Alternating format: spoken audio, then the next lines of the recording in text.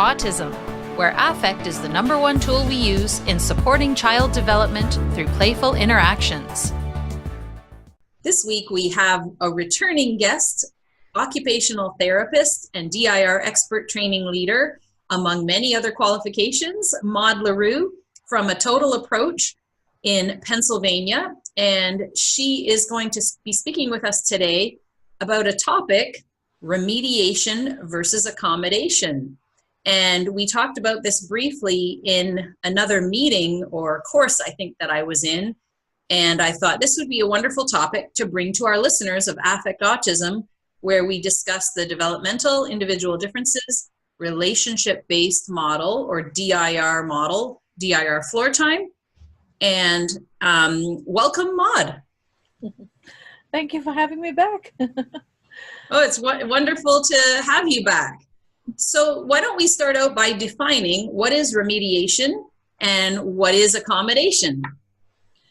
So when we look at developmental delay and the world of developmental delay, and we look at different therapy models and we look at different facilitative techniques, then we are always confronted that the brain has a certain plasticity which allows for change and growth.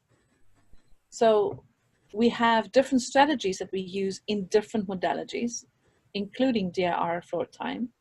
And we want to know how much of the strategies we are using is accommodative to the system, which means that I'm actually doing little bypass from what the problem is and using something external to accommodate for what the child does not have, or remediate, am I actually working on that exact little pathway that is not in place and that I want to mobilize to get into place. And that's really the difference. So when we talk about strategies, we delineate between these are going to be mobilizing strategies that's going to go for remediation. We want to get rid of the issue as far as we possibly can, knowing that a cure for anything is not really possible. But we also want to recognize that if we keep accommodating, we might not get to remediation. Okay, and I think that's a point that we'll spend some more time talking about too.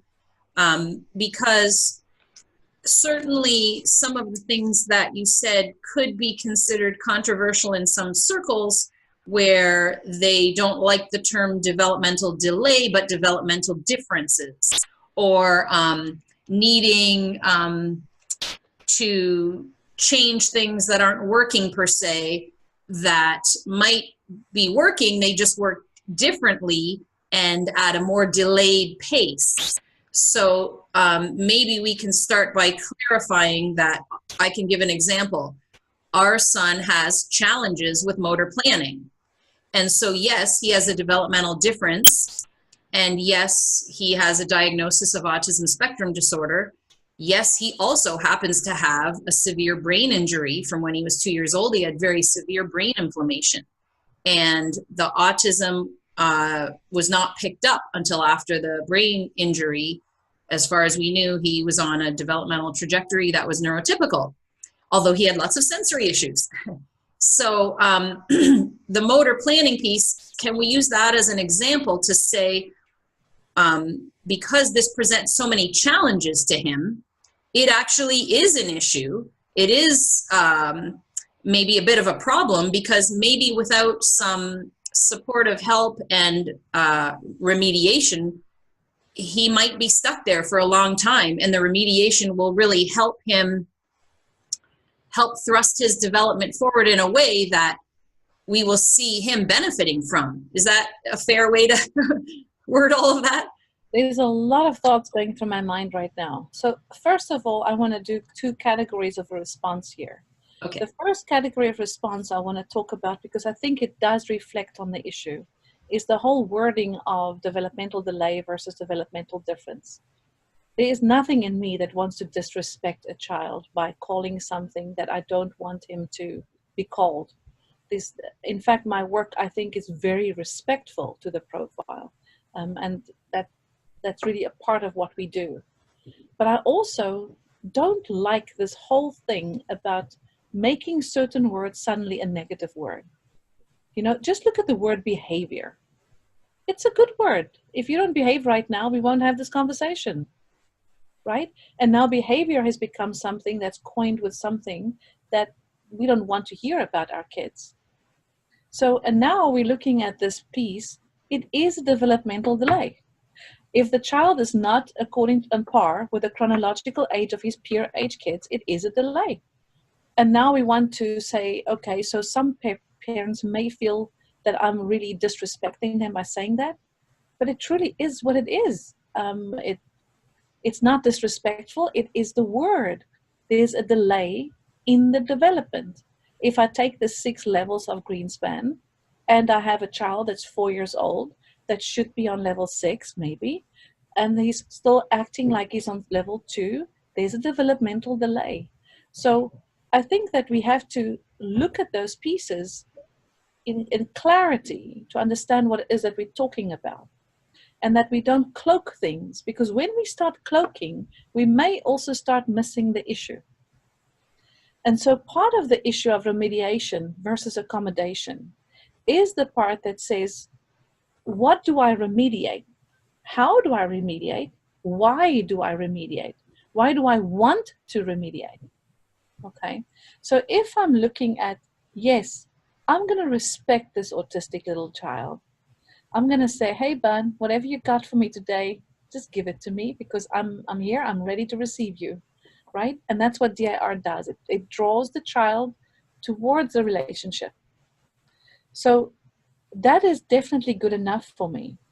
But in my session of working with that child, my mind is always going with, okay, so what's that next level of challenge I want to give him so that I can get him into a level of function where he could be more communicative, where he can be more relational, more part of what's going on around him, use his natural curiosity, his intelligence, and just open that up for them, right?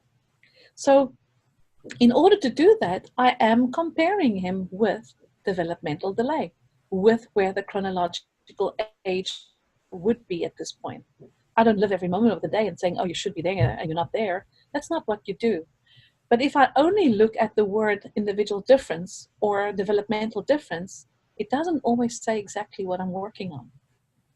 So we need to be really careful about semantics, and whether we're trying to use semantics to sort of take the attention away from things that we actually should be working on. And why is this so important for me? It's because most of the times now, if you go to an IEP conference, US we talk IEP, I'm not sure, I think you also talk about IEP in Canada. Yes, individual education plans for the students at a school, yep. So we always have the section that says specialized instruction, right? And in that specialized instruction, we have a whole slew of things that we put down per different professions, the psychologist, the teacher, the therapist, and we put down things that we think could be pertinent to this child. Amongst one of them, we put sensory diet, right? We're going to have a good sensory diet. It's not always defined what that's going to mean, but that's there. So those things we put under specialized instruction are actually accommodating for what we have found in the evaluation the child may have an individual difference with. So those accommodations that we're going to do to structure, like for instance, can the child, instead of sitting on a chair, sit on a therapy ball, right? Or can he sit on a chair with his TheraBand around so he can kick his feet against it and get feedback while he's able to focus? So that would be an accommodative strategy, respecting his individual difference, which is great. And can I give another example? Our son, who needs constant movement, and his vestibular system just has to keep getting that sensation, if that's the way to phrase it. He's such a sensation seeker. He may not be able to sit. He may need to get up, walk around the room, and then come back and sit down in order to be focused and pay attention and interact with others. So that would be an accommodation to allow him to get up and move. That's right. But is that going to change his brain? That's the difference. So remediation is, I want to work on that brain that he doesn't need that movement in the way that he's needing it right now. Okay, so can I stay there for just a second? Because, and I don't want to harp on this because I want to get to the content of what you're doing, but I do just want to touch on it because I know that it's out there. A lot of adult self-advocates say, why are we compared to neurotypicals? Our trajectory is slower, so we may, they may or may not agree that they go through the same. I believe that Greenspan is correct, that all mammals go through these developmental stages. I don't think it's a different set of stages for autistic kids, but I think the timeline is different. So what is wrong with the fact that my kid might be 9 before he does something that other kids do at age 2? And why do we need to remediate it instead of just waiting until it happens naturally? Now that's an exaggerated statement because of course we want to accommodate and help them along, but I think some people are defensive to that remediation piece, and I'm not going to speak for self-advocates. I had a dream the other night that I got diagnosed with autism as an adult. In this dream, I've been thinking about it so much. I've watched some of these webinars and they've shown these personality traits, and I'm like, that's totally me, that's totally me. I don't think I would have ever got a diagnosis, but it just shows you that there are traits that are human traits, like being organized and liking certain things a certain way, and whatever it is that autistic kids tend to do. I also happen to have a lot of those traits, but so do lots of people. So anyway, it was a funny dream. But my point is that I can understand that someone would be defensive about saying, I need to be remediated, or I needed to be remediated, because we have years of very disrespectful ABA therapy. And not to say that all ABA therapy is disrespectful, but certainly we know there are tons of stories of horrendous therapy sessions that kids don't want to be a part of, and they're forced to, and they're not given a voice. And I think Maude and I want to stress that DIR, if you go on the spectrum of interventions or therapies of any kind or supports, DIR is the most client-centered, relational-based, where we respect the child and try and get that voice and make sure the child is with us, not ever forcing them to do anything. So I just want to make that very clear. But because that's always a point out there, I just want to acknowledge it and then move on to your piece about remediation. Because I do think it's important. If my little guy has never formed that brain circuitry to check in and have those effective reciprocal interactions that Dr. Greenspan talks about, that's so important. Being able to check in socially and say, like, is it appropriate for me to walk up to a group of friends and tell them something when they're in the middle of something serious? How do I know? How do I acknowledge those social cues? And with floor time and some of this, we're helping the children develop those skills. And then the whole sensory stuff that you know about as an occupational therapy. You know, I have so much empathy with that standpoint, and I think the two can marry. They are married. So what I mean with that is that I don't think I ever want to change any persona. I think the core person is there. When I see the kid hiding behind a couch because he doesn't feel comfortable with me being in the room, my heart goes out to the little boy that's hiding there. Not who he is, not the fact that he's autistic, not the fact of anything. As I want to connect with that little persona. That's why DIRFloortime and me is like 2 peas in a pod. It's the only way I want to work. Okay. When we talk about remediation, we're not talking about remediating you as a person. That would be totally disrespectful. But what we want to remediate is the brain pathways that disallows you from showing your person, from showing who you are and who you naturally were meant to be. That's the piece. And only going as far as you allow us. Because how dare I step over a boundary that you don't want me to go for? So if a child is banging his head against the wall because he's so frustrated with what he's feeling inside of his head, I want to remediate the pathway that stops him from having to bang his head against the wall. I want to work on that. I want to get him out of hurting himself, biting himself, scratching himself, saying to himself, I'm dumb. I don't know what I'm doing. I don't belong. I don't want those negative self-talk. That's what we want to change. And I think that's the piece that I think we all agree on, that remediation is not about attacking the person for the fact that he's autistic. It doesn't even cross my mind when I'm working with a kid that he's autistic. I just naturally work as if you have developmental ability, and I'm going to push you to go from one level to another. When I train, it's about I say to the therapist, I'm actually quite a lazy therapist. I want to be a lazy therapist. It looks like I'm not doing much, but my mind is working 10 miles a minute as I'm working on how can I mobilize this child so he will problem solve and that he won't avoid the very things he's going to need in life. That if my system is giving me so much of a hard time just adapting to my environment, and I'm really having a tough time with it, I'm going to avoid the very things I might enjoy. That's what you want to remediate. That's what you want to do as a give back. And the way of comparing them to chronological peers is simply to have some marker.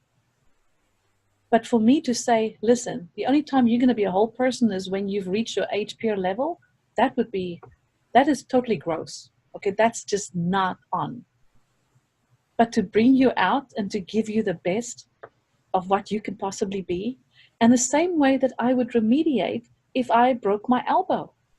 And I want to remediate the fact that I need more extension now, because otherwise my arm's going to stay in a flex position. That I'm remediating that pathway of movement. So that's what you want to look at, is we're respecting that individual differences, respecting those developmental levels that Greenspan so painstakingly put out for us to follow, and taking that and saying to the child, we're going to use this as a measurement, but you as a person is the most important guy in this room, and that we don't violate our respect for you and your respect for us, because within that is the only time that you can actually have a relationship. If I don't respect him, he's not going to have that relationship with me.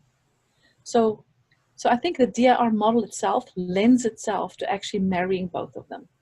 It considers those individual differences, looks at those developmental levels, and then takes the relationship and it makes it work.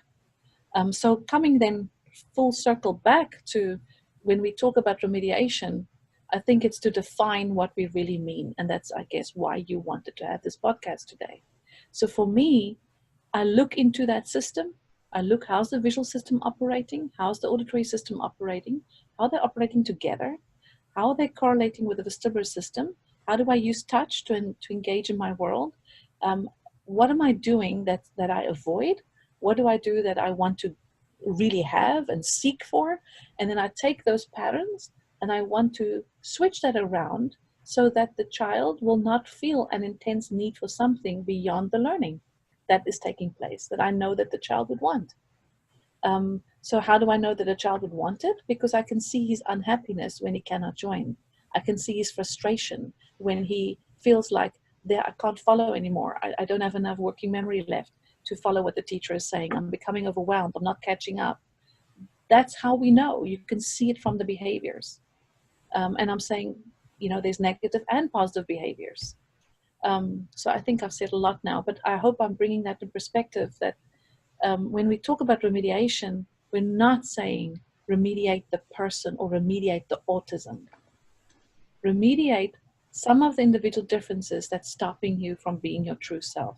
Whether it's autistic, whether it's typical, it doesn't matter. Down syndrome, it doesn't matter.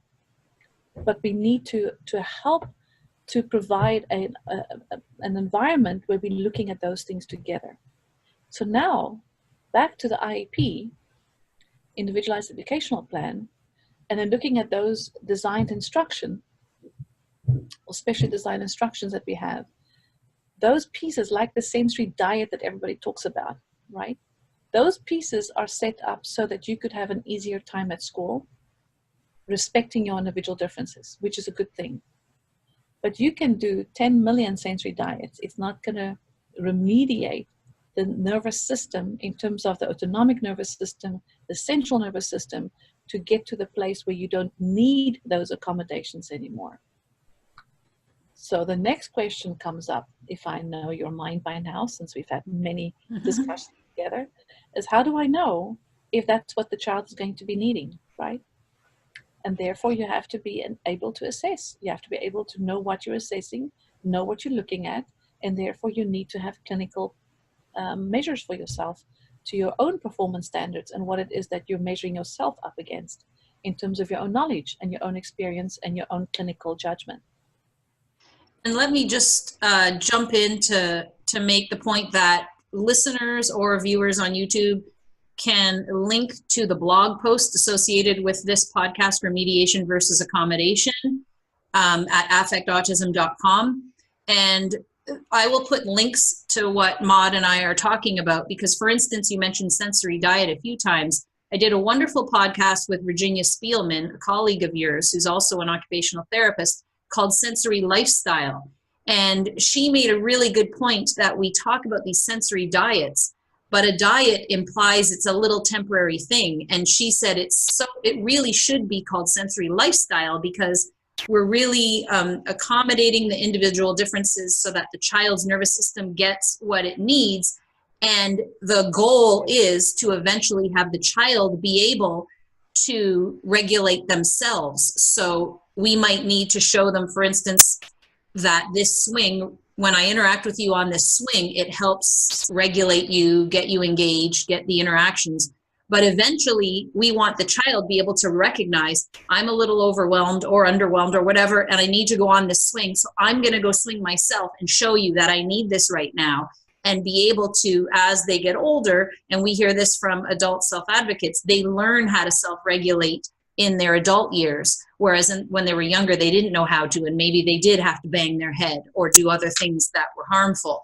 So I do want to put a link to the Sensory Lifestyle podcast. I also want to mention that you've referred to Greenspan a number of times. We're, of course, talking about Dr. Stanley Greenspan, who started the DIR model in the 70s, developed it with his colleagues through the 80s and 90s, DIRFloortime, the book Engaging Autism with Dr. Serena Wieder, and that laid it all out, and all of the stuff that's happened since. So it's quite a history with DIRFloortime. And then I wanted to mention that we did a wonderful podcast. We've done a bunch of podcasts that are great if you search Maude Le Roux at affectautism.com.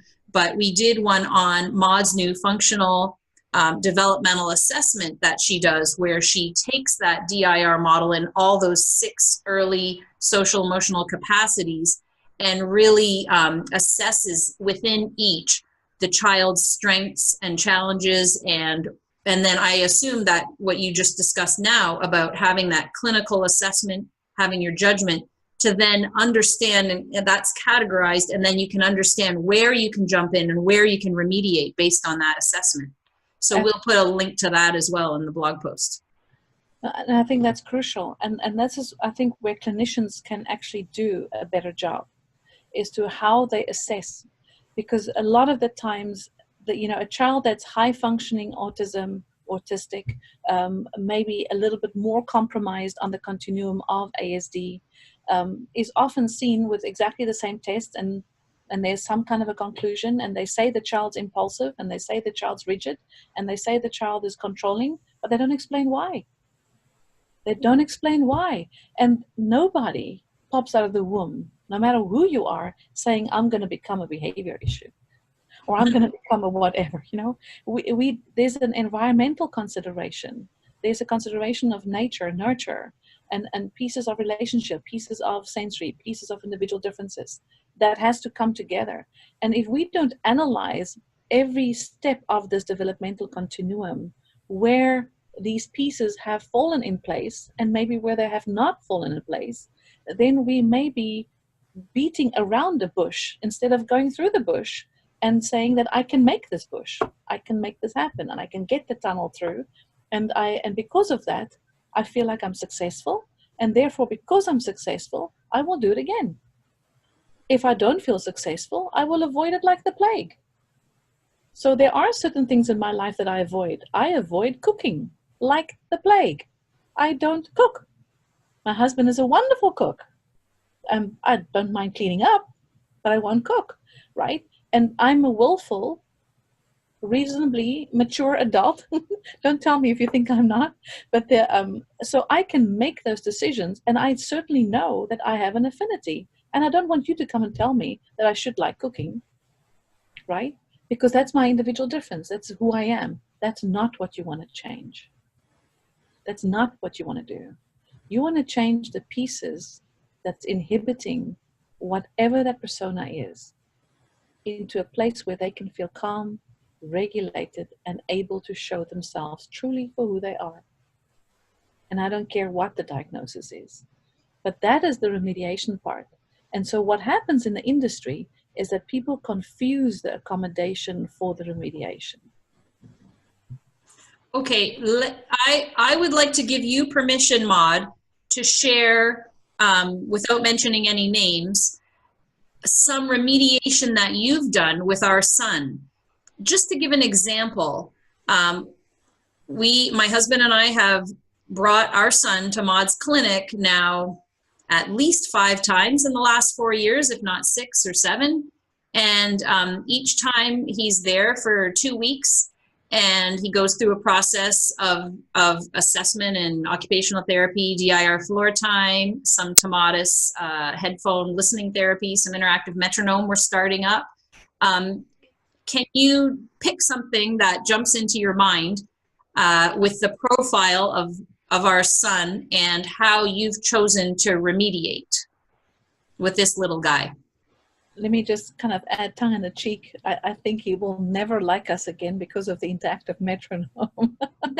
Yeah, he's resistant to that for sure. So, and I just said to, you know what, let's us just get him through the hump so that when you guys are doing it at home, it's going to be a little bit easier for you, because we were really teaming up to get him through some of the IM. It's a hard piece. It's a hard piece. And let me just describe that for the listeners. One of the things that Maude has wanted to do with our son is get him doing this program called interactive metronome, which they use with elite athletes as well as a variety. It can be used with anybody. In fact, I'm thinking of trying it myself. It just is a program where you clap along with the beat.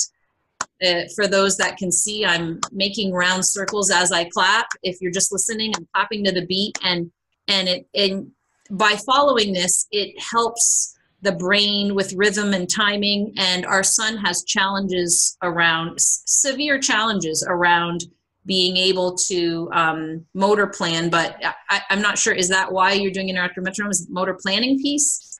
That's right, because he has developed so nicely and become so much more happier about being able to apply himself in sequence, and he's able to do simple problem solving now, and he's able to use language now with his body. So he's really come a long, long way. And the thing that stops you from becoming completely executive and using your skills for executive is usually the building bridge of timing, which is the refinement also of praxis and motor planning. And it really brings home different actions across the whole body and doing it in sync with others. It's one thing teaching a child to do a jumping jack, but can he go back to his peers and doing a jumping jack at the same timing as his peer? If it doesn't matter, it doesn't matter. But for some, it does matter. And so you want to be able to, using that as an example, you want to get in sync with that. You also want to become in sync with, I want to put my thought in writing.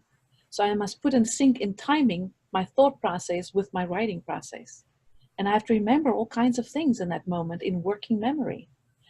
So working memory will help me to start on the left side of the page, plan my sentence across the sentence, the line, and have enough spacing between the letters so you can see what it is that I'm writing, having form constancy of my letters, doing all those pieces, but still keeping my thought in mind, and also the whole picture of the whole entire paragraph that I want to write. That working memory is set up by timing between verbal working memory and visual spatial. So what you want is the working memory piece to come alive. So, and what that means is that when the teacher starts speaking and she starts showing something at the same time, is both streams of information reaching the cortex at the same time? If not, there's a little bit like a badly dubbed movie going on. because the lips are moving in a different way. Like maybe you can see us even now because internet has the same way of doing that kind of thing. But the teacher is saying something different than the visual image that's coming to the brain. And therefore some children look away to listen, or they will look at the teacher but shut down their auditory system, right? So none of that's going to be conducive for good learning. So that's where we are with him right now, is that we want to, it's not the only place, but we want to start getting him into gear so that we can get that more active working memory for the executive piece. So let me... Because I will say that he's 9.5 and he's only just now starting to read. He doesn't write. He scribbles and he holds the pen, pencil, crayon with a fist. He can be prompted to hold it in, what do you call that? Pencil, the grip. Yeah, the pincer grip. He can do that if we help him do it, but he has no patience, or he doesn't like to do it for more than a second, and then he just wants to scribble and throw it. They are working on him writing letters. He apparently, no matter what letter they tell him to do, he keeps just writing the letter E, because that's easiest for him. It's hard for him to write a C, but he did it once the other day, they said. And I'm not sure what they're doing. I'm not sure if it's a crayon or a chalk or what it is, but these things are challenging for him. So this is part of the remediation you're talking about, is let's help him be able to get his thoughts and ideas out, because when we started with you, he could barely, he didn't have a lot of language, and what he did have, nobody could understand what he said. Now he's speaking in full sentences, he's correcting his own grammar, he's starting to say things that are imaginative, if that's the word. He's really blossomed in so many ways, and so we're continuing with Maude's support to help him continue to develop. That's right. And that's such a good example. You know, Daria, I mean, did we change him who he was? Oh, he lets us know who he is every second of the day. And he's done that from the beginning. He's always had his persona. Nobody's going to want to change that. We don't want to disrespect him for who he is inside. And I will say that everybody at your clinic adores him, because he's so cute and fun, and he has this spirit inside, and, you know, he's like, do this, do that. He wants to get people to do stuff for him that he knows what he wants, but he's challenged in how to do it. So he tells you to do it for him, and we want to help get him to do these things himself. That's right. And that's where remediation comes in, you know, and that's what we're doing. And really with the whole assessment piece and that driving intervention. So every level, you want to look at the different phases of development, right? So we basically have 3 phases that we work on. First is foundational, which is usually set up in the first 2 years of life. And then you have organization on top of the foundation, which is your timing and your sequencing, you're putting your integration pieces. You know, I can walk and talk at the same time. I can drive and have my thoughts at the same time, those pieces. And then you have your executive. So that's what the evaluation does. And then we basically assess and see where is the most pieces that's holding him back. What we did with your son at that point is we started absolutely at the foundational level. And we looked at we worked a long time on regulation. Because the regulation was making your boy very unhappy. Lots of meltdowns, frustration moments. The sweetest boy can turn into be such an unhappy place. And I remember so very much the first video I saw of him here at the center.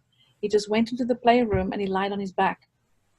And he was just like lying on his back looking at the area and showing us that I am not comfortable with things coming up from behind me. I want to be on my back so I can see everything around me and be vigilant. Right?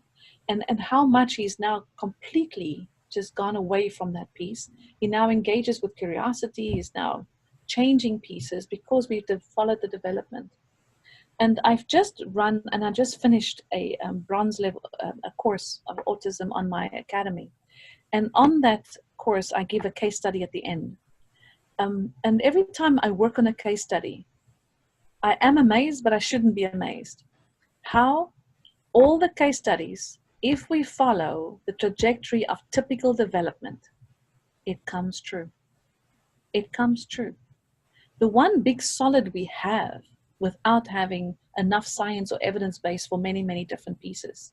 The one solid we have is that development hasn't changed. Pressures on development has changed. And the way that the environment expects this person to be able to do things have changed. And let us not kid around about it. There's a lot of performance expectation on any individual, typical or atypically developing. So those pressures need to be handled by the system. And so what we gave him in the first sessions of his intensives is we gave him an ability to stand his ground. To say that I can feel something coming to me that's frustrating. I can feel that sympathetic over-arousal, but I can also feel what to do about it. So that I don't have to be caught in a space where I don't know what to do, so I'm out of there and I really wanted to stay. I can't do what I want. So now that foundational piece has really become solid. And did we wait until it was perfect? Absolutely no. It's still not perfect. He still dysregulates with some performance demand. But we got him in a good place where he can now use some of that skill. So now he's in that middle phase of organization where we got to, can I look and listen to the teacher at the same time? Can I do the pieces that's going to give me that I will start a task on the same time as my peer and not feel like I'm always catching up, right? And not get that anxiety. We want to decrease that. So that's where we are right now. And that'll probably take us a while again. And some of the reports we're getting back from school, since we have, Daria is very good about keeping the whole school and everybody in a team approach together via email, since we are many, many miles apart from Philadelphia to Canada. So the reports back from schools are how much he's now able to use that creativity that he has, and how much he's able to now use the language to correspond that creativity. And so now he can give us his idea, and now he can say how he wants to do that idea, and he actually has a step sequence now, and how he's making up funny jokes about pieces that he's seeing that could be ha ha ha funny. And he's always had a sense of humor, especially when I saw videos with him with his daddy. Always had a sense of humor, but now he can actually activate his sense of humor himself. He doesn't have to wait for somebody to act like, to give him the sense of humor to get that into the open. He can really do that himself, and he's finding places that's funny. And you know, I think for me, without becoming too kind of whatever about it, I think the best place in life is to be at a place where a child can laugh out of his belly and say, I'm here and you're going to like me. You know, just, you're going to like me. And that's really what's happening to him. When I see those comebacks from the public, you know, from his school environment where there is multisensory and all kinds of things taking place. Of course, he's in a wonderful school. So when I see that things coming about and how the work that we're doing here 2 weeks at a time is translating over in the team that's working with them there, and how much beautifully they are doing the things. And we have a team approach because they do DIR, we do DIR. And that common language is so beneficial for this young man. Looking at those developmental phases and looking at remediation, if you can, we can put that into inverted commas, the way that we want you to think about it. We're wanting to put the building blocks in place. That's really what we want to do, as far as it's going to take to make him the happy guy that he needs to be. And he certainly is a happy guy. I'd say he flips from happy to frustrated when things are challenging.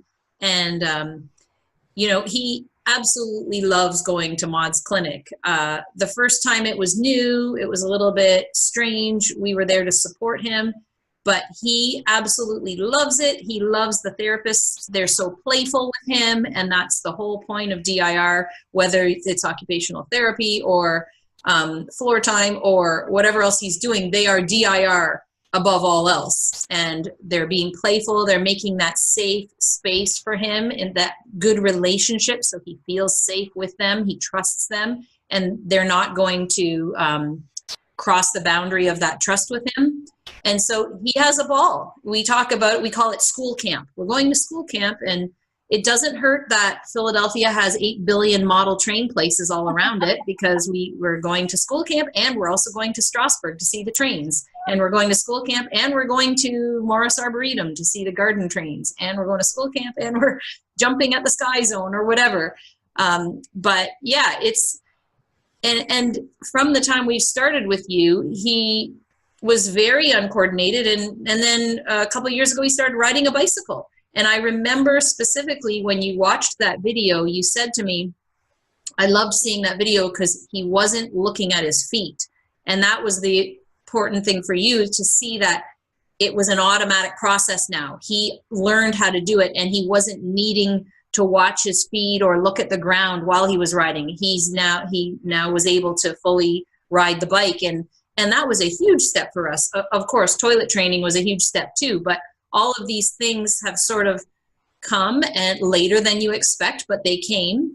And every time we've gone, we've seen these jumps in his development, his language, especially because of his auditory processing and that. And you know, he has these sensory challenges that are holding him back. So I think the respectful remediation that you guys provide are really helping him. And the more we can help him, the better, as far as I'm concerned, within reason. Obviously, we want him to be a little boy and play and enjoy his time, and he certainly does all of that too. And and that's just the part that I think that we can take to the other extreme of this discussion, Daria. And this is that the whole aspect of putting a bar on the diagnosis, because he's autistic, it becomes an excuse for when I don't know what else I need to do. Right? And when a therapist is kind of saying, well, I think he's sort of maximized his potential, so he needs to be discharged from therapy. That's the pieces that I really would like to see therapists address a little bit more clinically. There are so many times that kids are stopped from further therapy or further remediation because that it goes to the extent of the therapist's knowledge. And that's one of the reasons I also wanted to start the academy, is to say, listen, there is more than that available. You can do more. I can tell you stories about, I have this wonderful, wonderful client that I'm working with that I want to say a lot about because it's private information, but she is quite autistic.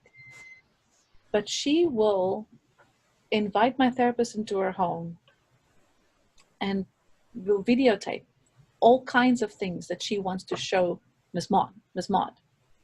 And then I would view the video and send feedback back. And then she would watch that video, and she would watch it and watch it and watch it. And then she'll figure out something else that she wants me to clarify. And every video she plans and she wants to show where, this is a place where she was disappointed that her mom called her out in front of her friends. This was a place where she wasn't very happy because she sang loudly in front of people. She can't speak very well, but she can sing very well, right? So this girl is completely symbolic. But nobody would know that if they looked at her, and I can tell you so many stories like that, where you just had to use different medium. The one time that she came to the office, one time, because we wanted to look at something, she met me face to face, she ran away. I was like, man, I must have a bad hair day or something. No, it wasn't that. It was that she can only handle me on a computer when she can stop and start my conversation.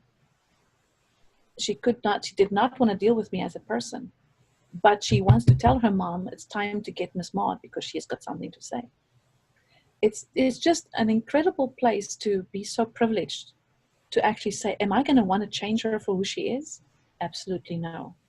But did we work on some remediation over the time, getting her to read so that she can use that curiosity of her mind? Yes, we did that. Otherwise, if she couldn't read, she couldn't do what she's doing right now. We had to get these pieces in place for her that wouldn't otherwise have gotten into place. I have another 16-year-old young man who probably will always live in the basement of his parents. But the other day, he put a little figure in the sand.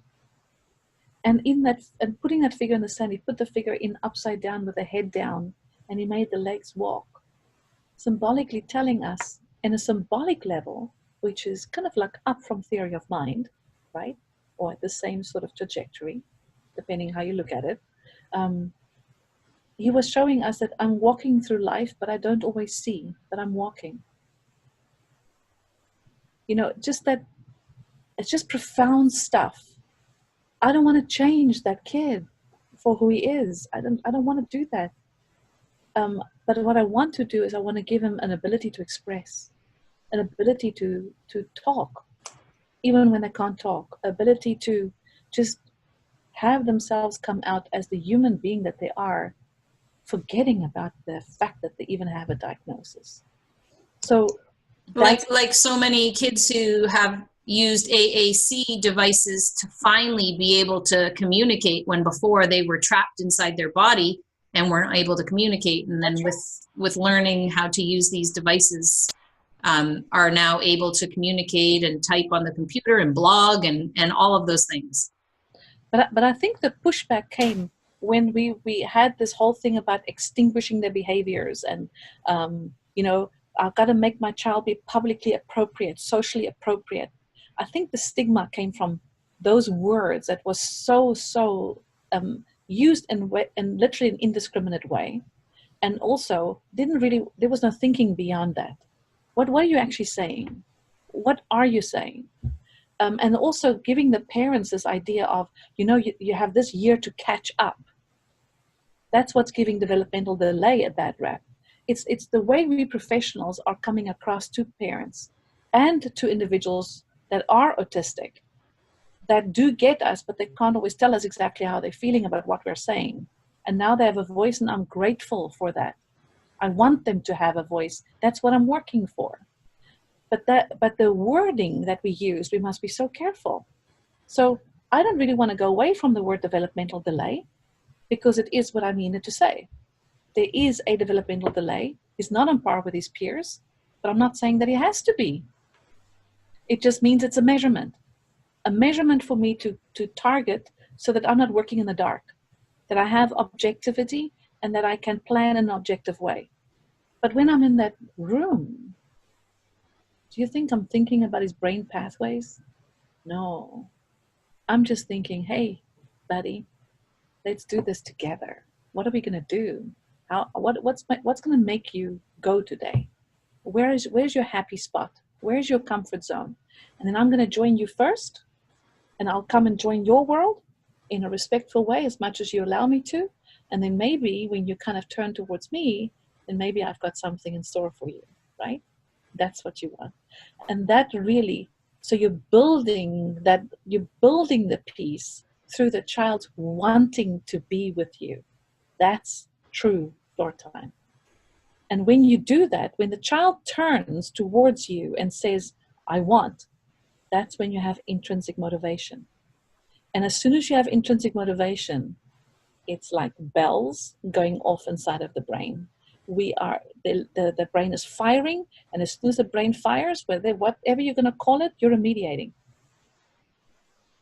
Whatever word you want to put there, it is remediation. The nervous system is firing in a way that causes growth to happen. That's what you want to do. And that's the key, the intrinsic motivation. You're not forcing the child to come to you on your terms. It's that child's intrinsic motivation. Like, I've held up that cup of water that my son is so excited to pour on the sand or whatever it is, and he's so excited, and you're in there with him, and you're using that motivation and excitement through this wonderful relationship to get these wonderful, rich interactions. That's right. That's right. There's nothing for me that works like floor time does. It just is like the holy grail for me. Idea are my dog. Idea are my husband. He knows it. I always use him as an example at all my trainings. But it's I get what I want by mobilizing my husband. So, but it's if we see it in the light of respect, and we're not saying like, I want to change you. That's the part I think that is so offensive. Daria, can I just change you? I don't like what you're doing, so maybe I can just change. Don't flick your hair like that. It makes you look arrogant. Like, Maude, I actually just need a cut. The bangs are hanging in my eyes. It's irritating. right? So you can't go there. You can't do that kind of face value things. But can you respectfully harness the core of that child so that the child will follow the developmental trajectory himself? Because the intrinsic motivation is being captured and you're working on neural system activity to make the nervous system fire. And therefore, we have a changed system, but not a changed little guy or girl. Well said, Maude. Thank you so much. Again, I'll write a blog up to accompany this podcast and or video, depending on whether you're listening or watching, at affectautism.com, called Remediation versus Accommodation with Maude Le Roux. And Maude Le Roux now has a wonderful academy, maudeleroux.com. I'll put links to that in there for professionals, mostly for professionals, but also for parents in general. There's a lot of different courses with wonderful amounts of information. Maude is a lifelong learner, always taking courses, always keeping up on the latest research. And I'm so glad you started this academy, because it's spreading the word about how to improve the process that professionals go through, because I think we covered that already, that many professionals are stuck in these old ways of thinking, and we want to bring this more relational developmental approach out to the mainstream so that it becomes the norm in schools and in therapy settings. So hopefully the Maude Le Roux Academy will move towards that goal.